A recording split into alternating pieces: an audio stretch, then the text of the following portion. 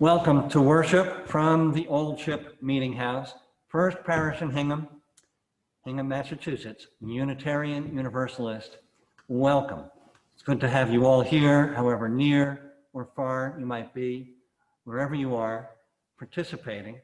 We say virtual, but it's real. We are truly connecting in worship for this time. Welcome.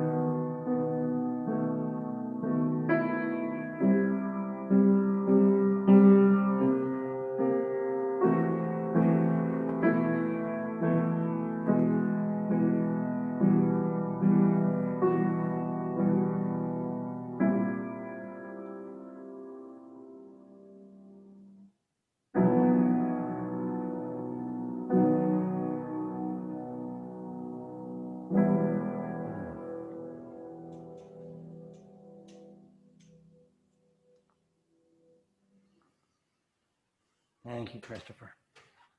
We gather for worship, sheltered, if only virtually, by the beams and rafters of our ancient Old Ship Meeting House. We gather on Rosh Hashanah in the Jewish calendar, time of year that invites us to reflect on how we have lived in this year past and how we would choose to live in this year to come. We gather in community that we might be held by one another, comforted by one another, inspired by one another. So may our time together offer spiritual nourishment and inspiration, the nourishment and inspiration we need during these times in which we live. We have gathered, and it is good, friends, it is good.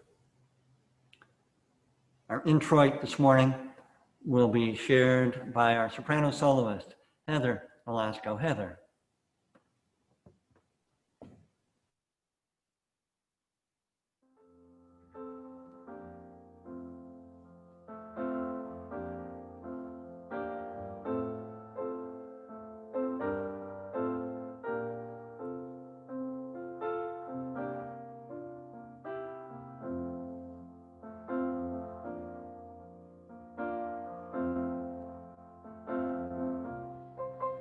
We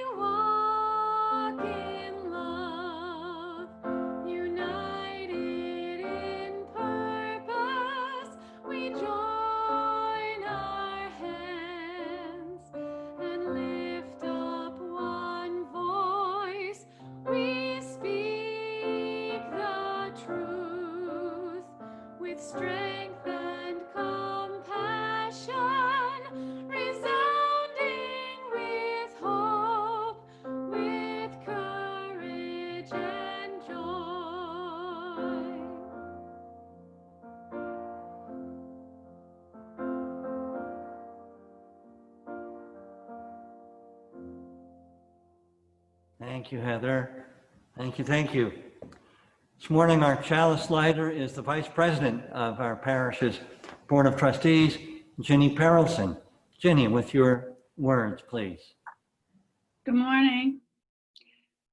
Our different paths come together in this holy gathering, graced by the history of our free religious heritage. Let us be mindful of the forces deep within, which call us to become more than we are. May this hour bring rest and renewal, comfort and challenge.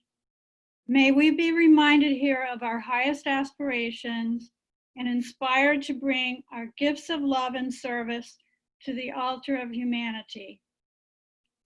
May we know once again that we are not isolated beings, but that we are connected in mystery and in wonder to each other, to this community, and to the universe.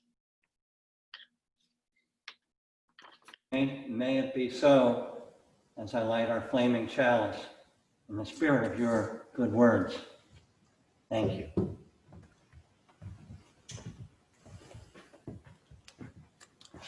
A hymn. Some of you may have downloaded this when we sent the email. Some of you may have hymn books, in which case it is number 219 in our hardback gray hymn book. This is for Rosh Hashanah. O hear my people, number 219. O hear my people.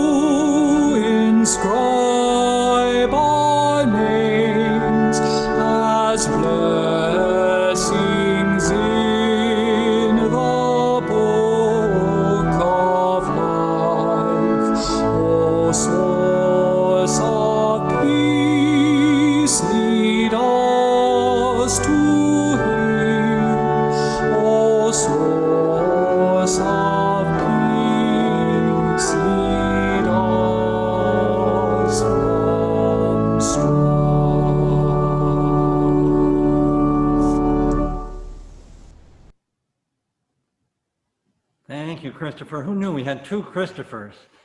And they both play and sing well. Thank you. Well, good morning again. Another word of welcome to everybody. Some of you have just arrived. Good to see you all, as I've said, on this Zoom service. You are all muted and in fact do not have the power to unmute yourselves, and that enables us to proceed more smoothly. But I do invite you to remain, if you like, for our coffee hour on this same Zoom link following the service, at which time you will be unmuted and unleashed, all those who wish to remain afterwards. A few announcements of this week's coming events. This evening, the first Racial Justice Study book group session will take place. Daveline Cooper, who is one of our readers later on this morning, And you can contact Dave Elaine or me for the Zoom link. It was also, her email address was in the newsletter and constant contact. That's at 7 o'clock this evening on Tuesday, and there'll be information on the weekly update on Tuesday. We'll include links for conversation with Ken, that's me, at 4 o'clock in the afternoon. Our topic will be what nourishes you these days, spiritually and otherwise. And then in the evening, 7 o'clock, our annual Crossing Time Poetry Circle at this Crossing Time with Elizabeth Torrey. Again, there will be links for both of these. And on Wednesday, Climate Change Solutions class with Lisa Sawyer and myself. Lisa will be our second reader today, and you can email me for the link to that class. Everyone invited. Here end the announcements. I'm pleased to reintroduce this week again, our Interim Director of Religious Education, Chloe Bride. Chloe. Hi everyone, good morning. It's good to see you. I'm going to share my screen quickly, so just give me a second of grace to do that. There we go. Today I wanted to tell you a little bit about one of my favorite Unitarian Universalists, a hero of mine. Her name was Fanny Barrier Williams, and here's a picture of Fanny. Fanny's a Black woman, and she's a famous Unitarian Universalist. So Fanny grew up in Brockport, New York, which is really close up there to Canada in the 1850s and 60s. And Brockport was this really sort of isolated community back then. So when Fanny moved to be a teacher in Washington, D.C., she was confronted for the first time with racism in, say, like her late teens, early 20s. In DC, she was treated like a second-class citizen because Fanny was Black. For example, she took an art class, and the teachers put curtains between her and the white students in the class in DC. Then she moved to Boston to study music at the New England Conservatory, and the principal told her that she had to leave the school because the white students threatened to quit if she was allowed to go there. Fanny kept bumping up against a system that wouldn't treat her as equal. After trying to work and study in Boston and DC, Fanny moved to Chicago with her husband. In Chicago, she made friends with peoples of all colors and from all around the world. And she decided she would use her connections to help her Black friends find jobs. When she asked her white friends to hire skilled Black women, they all said no. This frustrated Fanny. She thought, they have the skills, they're fine, you're even my friends, why don't you give them a job? But she wasn't successful there either. But despite even this, and despite all those other experiences I told you about, she kept fighting and fighting and fighting, and she kept trying. She's known as a fighter for women, a suffragette, and for Black folks. Fanny was also a Unitarian, and she was a member of this church called the All Souls Church, Unitarian Church of All Souls in Chicago. You can see a drawing of the church there. And her minister actually told her about this big conference that was going to happen, the World Parliament of Religions in Chicago, where all these religious leaders from around the world were going to get together. But Fanny heard there wasn't going to be a woman of color, a Black woman, speaking at this conference. And so she said, hey, can I be on the committee so we can find somebody? And then instead they said, Fanny, actually, we want you to speak. So she ended up getting to speak, and her speech became famous. Because of her speech, she was able to travel all around the country and talk about religion and her experience as a Black woman and some of the discrimination that her and her fellow Black folks faced. She even sometimes got to play the piano because she was an accomplished artist and musician at the same time. So I hope you all enjoyed learning about Fanny Barrier Williams today and the important work of some of our Unitarian Universalist ancestors. Thank you. Thank you. Thank you, Chloe. And as we remember another trailblazing woman this weekend, what an appropriate and beautiful story. Thank you, Chloe. We come to our time of sharing joys, sorrows, and concerns. And lighting candles for each. Many of you, a number of you have asked for candles, and so I will light in the spirit of the candles for which you've asked. I'll read them first. Ding Wilding Smith has been at South Shore Hospital. She broke her hip earlier this week, hopes to be back in rehab within a day or two at Linden Ponds. We send healing thoughts to Ding. Chuck Malmy also is at South Shore Hospital with pneumonia and hopes to be back at Linden Ponds with Jane in the next few days. In fact, their daughter sent me a photograph of Chuck sitting up in bed. He's looking good. So we send healing thoughts to Chuck and also good wishes to Jane. Angela Harvey is at Brigham and Women's Hospital, has had major surgery last night. We send her healing prayers, and we are also keeping her husband Nigel in our thoughts and prayers as well. Joan Wilson asks for a candle of joy to mark Fan Leonard's 93rd birthday today. Happy birthday, Fan. Debbie Squiresley, early this week, asked for a candle for Chief Justice Gantz and his family and the entire Massachusetts, well, the entire judiciary. Debbie names how wonderful he was as a person and a jurist, and it's a blow to the Commonwealth. Justice Gantz apparently often attended our UU church in Bedford. Many of you have asked me to light a candle for Ruth Bader Ginsburg, RBG. It's a candle that holds many layers, as some of you have said. Candle of joy for her life and gratitude for her life and her contribution to the long arc of justice. Of course, a candle of sorrow for this loss, and we extend our sympathy to her family and dear ones. And it's a candle of concern as well for what the future may now hold. And it's not incidental. Some of you may know or have learned that she died on the eve of Rosh Hashanah. In the Jewish tradition, it is said that if you die in the midst of Rosh Hashanah or on the eve, you are considered to have been a tzaddik, a person of great righteousness. Amen to that. As I light all these candles, which burn also for joys, sorrows, and concerns, which have remained unspoken, you're free to add them in chat if you like. The candles burn for all that we hold in our hearts and minds today.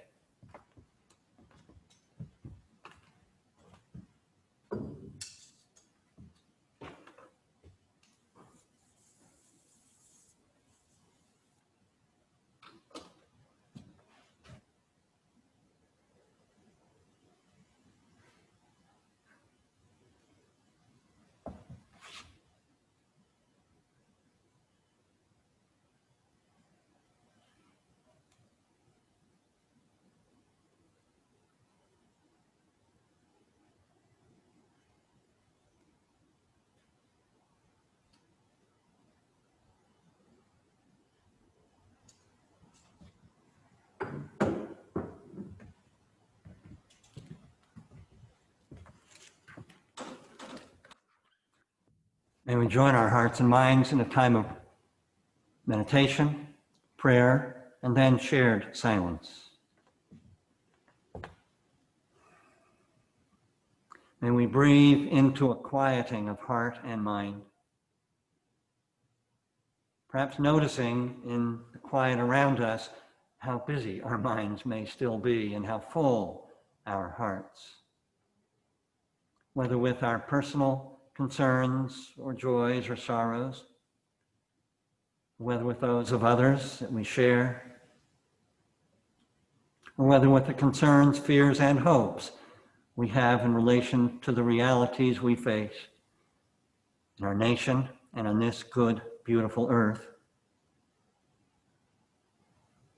May we notice and be present for all of this and for each other as the yearnings of our heart, prayers, extend outward for one and all, for all those sorrows we've heard this morning and concerns, and prayers for justice and peace, prayers for the health of our nation, prayers for the health of the earth.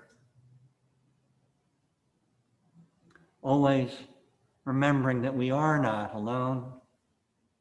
We have each other. We have our friends, our dear ones, and we are held within the web of life, the creation of which we are a part.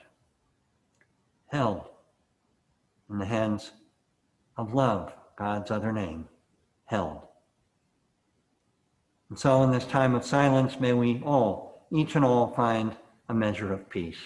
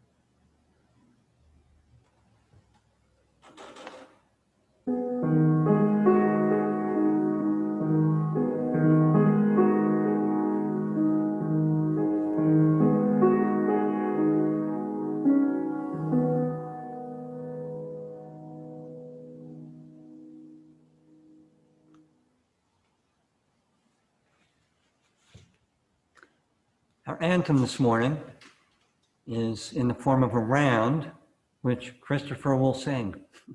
He will sing the round, Ana El Na. It's a traditional Hebrew song, and it means, please, God, heal us. Ana El Na. Christopher.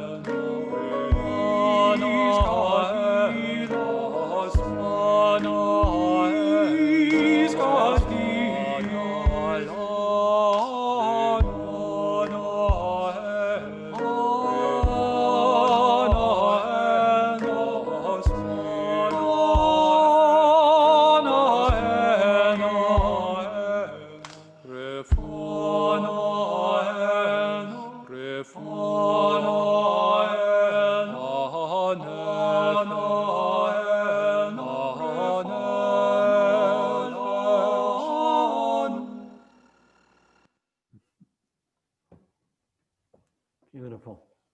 Thank you, Christopher. Thank you very much. We have two readings this morning. The first will be shared by Daveline Cooper, who is the co-chair of our Social Justice Council here at Old Ship. Daveline. Thank you, Ken.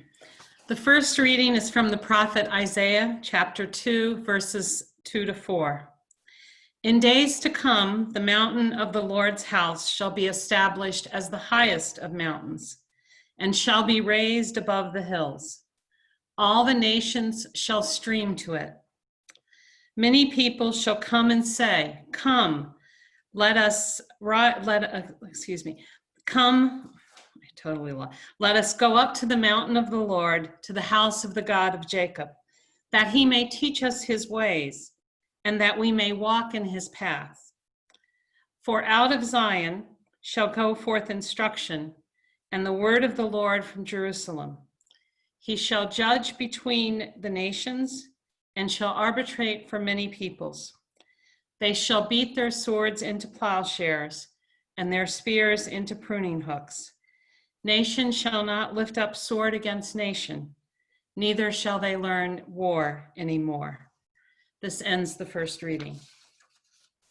Our second reading will be shared by Lisa Sawyer, who, as I said earlier, will be co-leading this week our Climate Solutions class. Begins on Wednesday, and again, you can email me or Lisa if you'd like to sign up. Lisa, thank you for offering the second reading. Thank you. The second reading is by the environmentalist and writer Naomi Klein, taken from this year's Ware Lecture, the major lecture given annually at the Unitarian Universalist General Assembly. The future is up for grabs. As Kim Stanley Robinson observed, quote, "We are all now stuck in a science fiction novel that we are writing together," unquote. Writing it together, that's the key point. No one knows how this ends because we haven't written it yet. The great Arundhati Roy made a similar observation, comparing the pandemic to a portal. Quote, "We can choose to walk through it," she wrote, "dragging the carcasses of our prejudice and hatred, our avarice, our data banks, and dead ideas. Or we can walk through lightly, with little luggage, ready to imagine another world and ready to fight for it," unquote. That, my friends, Naomi Klein continued, is precisely what is happening in the streets. A movement led by Black people and young people, but welcoming to all races, gender identities, religions, and generations, has done the work of imagining a radically different and more beautiful world, and they are already fighting for it. Let's do whatever it takes to walk through the portal and join them. Here ends the second reading. Thank you, Lisa. Thanks so much. We come to our morning offering. We say each week these days, you may give to Old Ship to support our ministries. On our homepage, there's a button to push, so to speak, and we appreciate your gifts to help, again, support and extend our ministries. The offertory anthem comes from Christopher again and is called Building Bridges. The words come from the Women of Greenham Common Peace Occupation in England, 1983. It's a contemporary English Quaker round, the tune is. Our morning offering and offertory. Thank you, Christopher. Building bridges between our divisions, I reach out to you, will you reach out to me? With all of our voices and all of our visions, friends, we could make such sweet harmony. Building bridges between our divisions, I reach out to you, will you reach out to me? With all of our voices and all of our visions, with all of our voices and all of our visions, with all of our voices and all of our visions, with all of our voices and all of our visions, with all of our voices and all of our visions, with all of our voices and all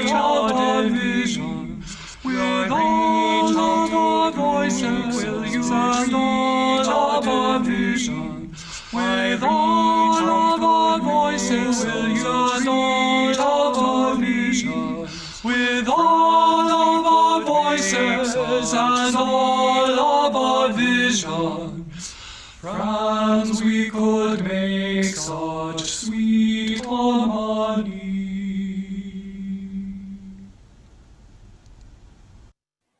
Thank you, Christopher. Extraordinary. With all our divisions, might we raise our voices and make sweet harmony. My message this morning, so I'll talk for a little while now, as some of you may have seen in the newsletter, is for such a time as this. So I'll begin with the question, is Unitarian Universalism in any way uniquely prepared for these times in which we live?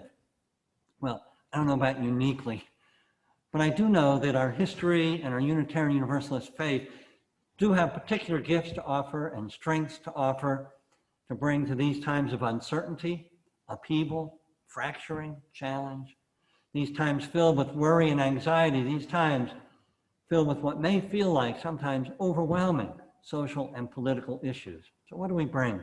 What are these gifts and strengths?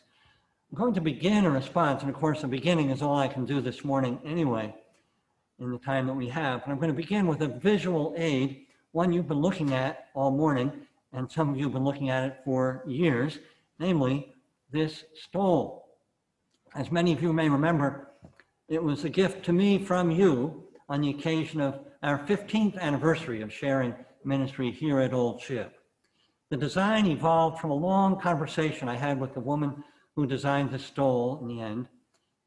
But it's more to the point, more accurate to say the design evolved from a lifetime, and in particular, a lifetime since 1960, my lifetime since then, when our family joined our first Unitarian Universalist congregation.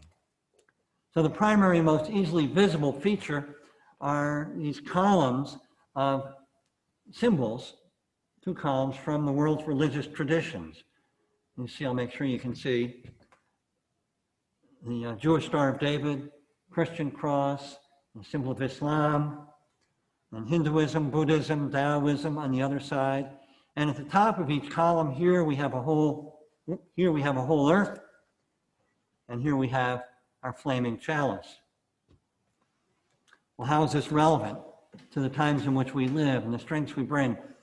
Pretty simply, it seems to me, it's a reminder, to me anyway, of one of the strengths of our tradition, which is that in our Unitarian Universalist way of religion, we can draw upon wisdom from all the faith traditions, from philosophy, from whatever source, wisdom and inspiration, in order to meet any moment in time, including, of course, this moment in time on our whole earth. Inspired too with our flaming chalice, which symbolizes the values expressed in different ways in all the traditions, and that we express as well, values of freedom, of peace, of truth and truth-telling, values of compassion and care and community and more. For example, when it comes to everything on this stole, we heard a reading this morning from one of the prophets, from Isaiah. The prophets were fierce in their calls for justice, as we know and we heard. So I'm inspired over and again by their fierce, unflinching messages, inspired and more than a bit shamed, for I know all the ways in which I fall short in heeding that call.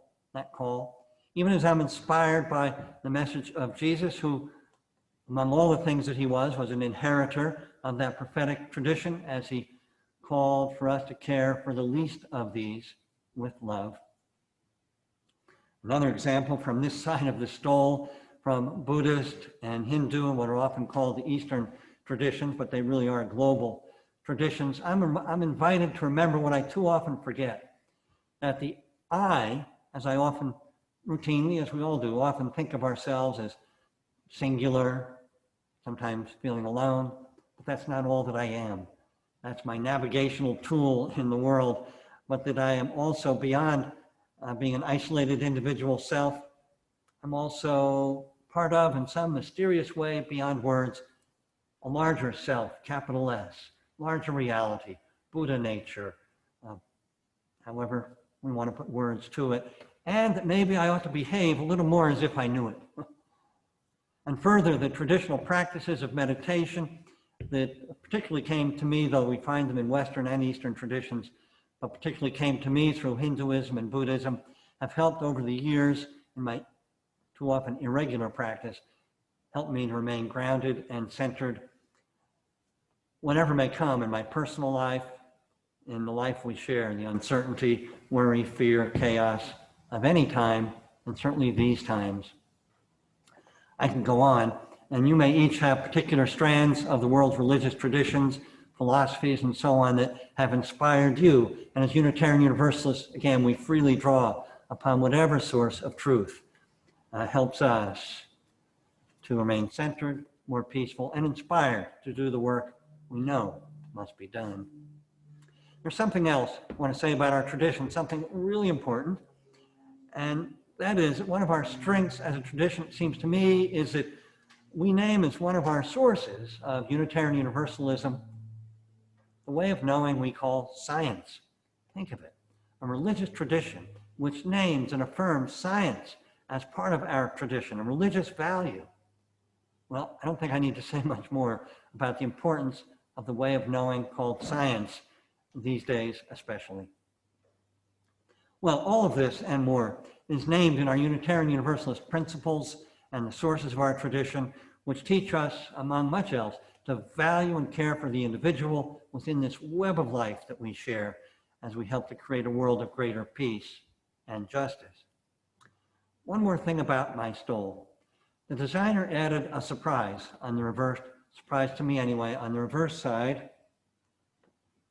And here it is. She wove into the stole a remarkable woven rendition of our old ship meeting house. So to me, it says more than just that we're able to worship here in this beautiful old house. It reminds me that all those values and principles and ideals that we talk about can sometimes feel so abstract up in the air, but they're all manifest in community, in our lives, individually and together. That's where they come down to earth in particular times and places, and again, in communities such as ours. And all this is a darn good thing because it's hard, it's really hard to stay motivated and to keep moving when you feel alone, and we all do feel alone sometimes. Not easy to come anywhere near living up to the high ideals and values that all the traditions, including our own, hold before us. So yes, we need the words of the prophets and teachers of humanity, Buddha, Muhammad, Socrates, and on it goes, to reignite and center our spirits, but we also need each other to inspire us, to lift us up when we're down, and simply to walk by one another's sides. Look at us on the screen, to walk by one another's sides in this journey towards wholeness and justice in these times. So these times in which we live, look, if we're not sad and angry at the extent that we see, and it's true of systemic racism and injustice, inequalities in our society, if we're not sad and angry under the hazy skies of this past week, knowing that those hazy skies, that was smoke coming east from all the way the West Coast, from the fires, burning, and we know burning with more ferocity because of the overheated atmosphere, and we know made worse by the continual denial among those who hold power.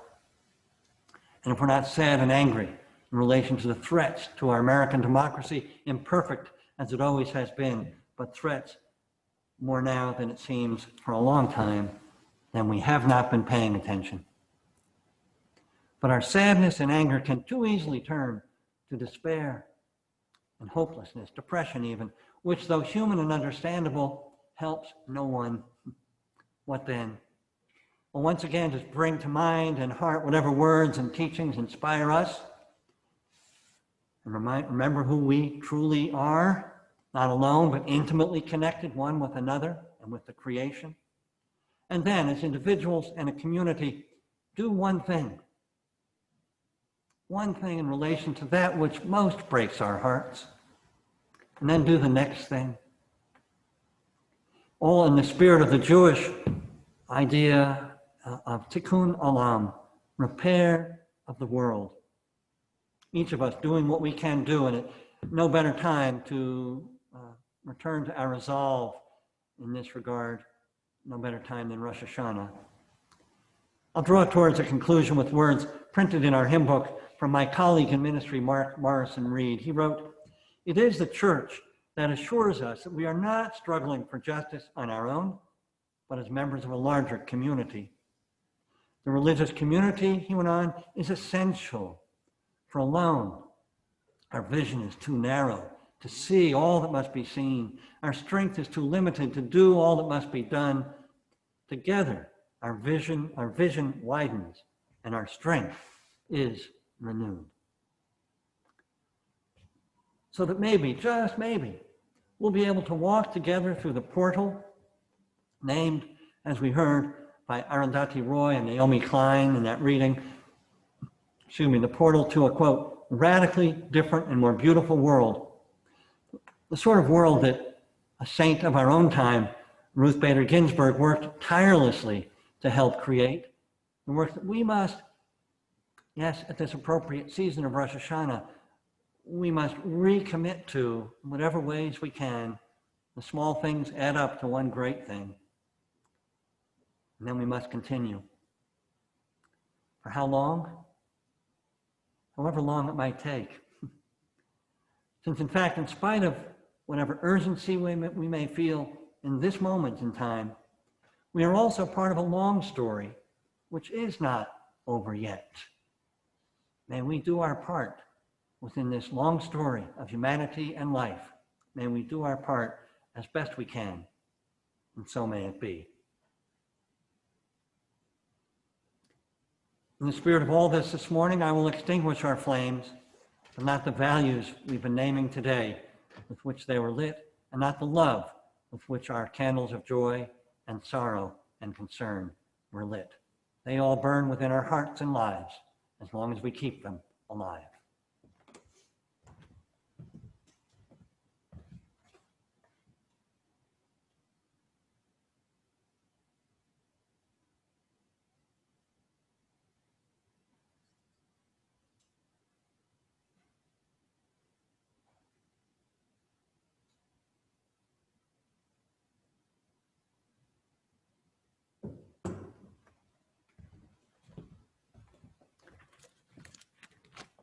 Well, we're going to sing.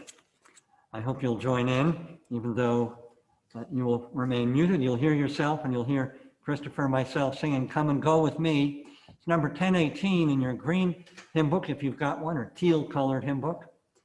And I want to say one more thing about my stole. In a few places, hard to see, there's musical notation. I love music, I play music, but it's also a reminder to me that we need music, we need joy on the journey. Especially when the going gets hard. So let's sing. Come and go with me.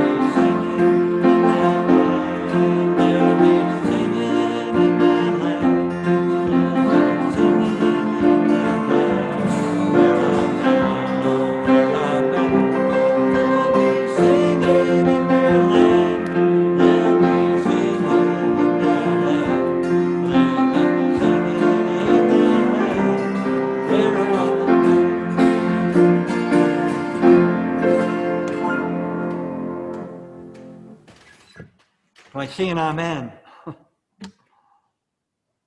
Our closing words, our benediction comes from the great 19th century preacher, Unitarian preacher, and reformer, abolitionist Theodore Parker.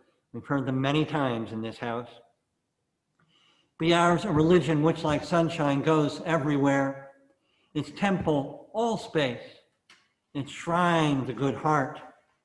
Its creed, all truth. Its ritual, works of love. Its profession of faith, divine living. And so may it be.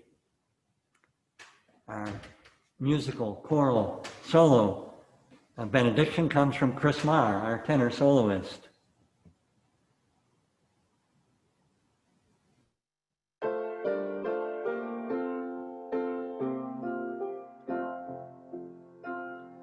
We dream a world of justice and kindness.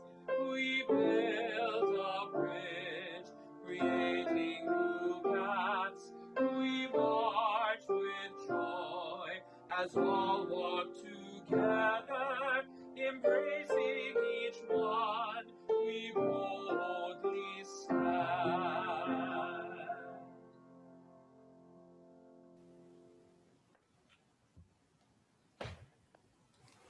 Thank you, Chris.